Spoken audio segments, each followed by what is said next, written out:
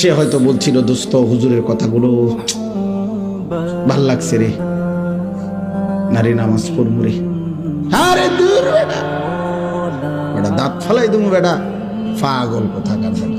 এরকম কত হুজুর আইয়ে যায় বেটা, চিনি না বেটা। হুজুরের মধ্যে তো কত বেটা সদর বদর আছে বেটা, হুজুরের তো কথার স্টেশন না। এই মানে আমরা দিলওয়ারি,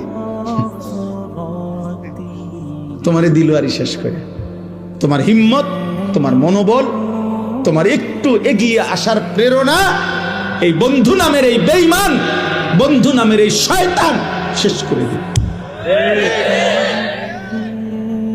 আল্লাহ তাআলা বলেন, হায় খোদার কসম, এই মানুষগুলো যারা বন্ধুর কারণে, আব্বা শোনো, যারা বন্ধুর কারণে আল্লাহ মানতে পারে নাই, নামাজ মানতে পারে নাই, সেজদা দিতে পারে নাই, আল্লাহর গোলামি করতে পারে নাই, গুনাহ ছাড়তে পারে নাই, নারীর লোভ ছাড়তে পারে নাই, মদ জুয়া জিনা ব্যভিচার নোংরামি অসভ্যতা ছাড়তে পারে নাই, আমি এই কোরআন হাতে কসম করে বলছি রে আব্বা, কিয়ামতের দিন ওই বন্ধুর কথা স্মরণ করে এই যুবক, এই ছেলেরা, এই মানুষগুলো আফসোস করবে, আফসোস করবে, আফসোস।